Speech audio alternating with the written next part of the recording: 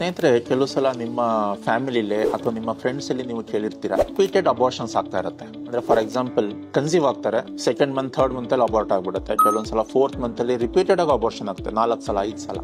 The most common reason for this repeated abortions ಅಥವಾ miscarriages uterine anomalies ಅಥವಾ ಗರ್ಭಕೋಶದ abnormalities. ಅಂದ್ರೆ ಹುಟ್ಟದಾಗಿಂದನೇ ಕೆಲವೊಂದ್ಸಲ ಗರ್ಭಕೋಶದ ಅಬ್ನಾರ್ಮ್ಯಾಲಿಟೀಸ್ ಇರುತ್ತೆ. ಅದರಿಂದ ಈ ತರ ಪ್ರಾಬ್ಲಮ್ಗಳಾಗುತ್ತೆ. ಯಾವ್ಯಾವ ತರ ಇರ್ಬೋದು? ಕೆಲವು ಸಲ ಏನಾಗುತ್ತೆ, ಗರ್ಭಕೋಶ ಬರೀ ಅರ್ಧ ಗರ್ಭಕೋಶ ಡೆವಲಪ್ ಆಗುತ್ತೆ. ಕೆಲವೊಂದ್ಸಲ ಏನಾಗುತ್ತೆ, 2 ಗರ್ಭಕೋಶ ಇರುತ್ತೆ. ಕೆಲವೊಂದ್ಸಲ ಏನಾಗುತ್ತೆ, ಗರ್ಭಕೋಶ ಓವರ್ ಆಲ್ ಸೈಜ್ ಚಿಕ್ಕದಿರುತ್ತೆ, ಹೈಪೋಪ್ಲಾಸ್ಟಿಕ್ ಅಂತೀವಿ. ಇನ್ನು ಕೆಲವು ಸಲ ಏನಾಗುತ್ತೆ, ಗರ್ಭಕೋಶ ಮಧ್ಯದಲ್ಲಿ ಒಂದು ವಾಲ್ ಅಥವಾ ಒಂದು ಪದರ ಅಥವಾ ಒಂದು ಮೆಂಬ್ರೇನ್ ಇರುತ್ತೆ, ಸೆಪ್ಟೇಟ್ ಯುಟ್ರಸ್ ಅಂತೀವಿ. ಸೊ ಈ ತರ ಯುಟ್ರೈನ್ ಅಬ್ನಾರ್ಮ್ಯಾಲಿಟೀಸ್ ಇರೋದ್ರಿಂದಾನೇ ತುಂಬಾ ಸಲ ರಿಪೀಟೆಡ್ ಮಿಸ್ಕ್ಯಾರೇಜಸ್ ಆಗುತ್ತೆ. ಕೆಲವೊಂದ್ಸಲ ಏನಾಗುತ್ತೆ, ನಮ್ಮ ಹಣೆ ಬರಹನೆ ಹೀಗೆ ಅಂದ್ಬಿಟ್ಟು ಏನು ಇನ್ವೆಸ್ಟಿಗೇಷನ್ ಎಲ್ಲ ಮಾಡ್ಸಲ್ಲ, ಸೊ ಅವ್ರಿಗೆ ಇದು ಐಡೆಂಟಿಫೈ ಆಗಲ್ಲ. ಬಟ್ ಈಗಿರೋ ಟೆಕ್ನಾಲಜಿಲಿ ಪರ್ಟಿಕ್ಯುಲರ್ಲಿ 3D ಅಲ್ಟ್ರಾಸೌಂಡ್ ಮಾಡಿಸ್ಬಿಟ್ರೆ ಆಲ್ಮೋಸ್ಟ್ 100% ಯುಟ್ರೈನ್ ಅಬ್ನಾರ್ಮಲಿಟೀಸ್ ನಾವು ಡಯಾಗ್ನೋಸ್ ಮಾಡ್ಬೋದು. ಸ್ನೇಹಿತರಲ್ಲಿ ನಿಮ್ಗೆಲ್ಲ ಗೊತ್ತು, ರೊಟೀನ್ ಅಲ್ಟ್ರಾಸೌಂಡ್ ಎಲ್ಲ ಕಡೆ ಮಾಡ್ತಾರೆ. ಆದ್ರೆ ಈ 3D ಅಲ್ಟ್ರಾಸೌಂಡ್ ಬಗ್ಗೆ ತುಂಬಾ ಜನಕ್ಕೆ ಇನ್ಫಾರ್ಮೇಶನ್ ಇರೋದು. ನೀವು ಈ ವಿಡಿಯೋನ ಶೇರ್ ಮಾಡಿದ್ರೆ 3D ಅಲ್ಟ್ರಾಸೌಂಡ್ ಅಂತಾನೂ ಒಂದಿದೆ ಅಂತ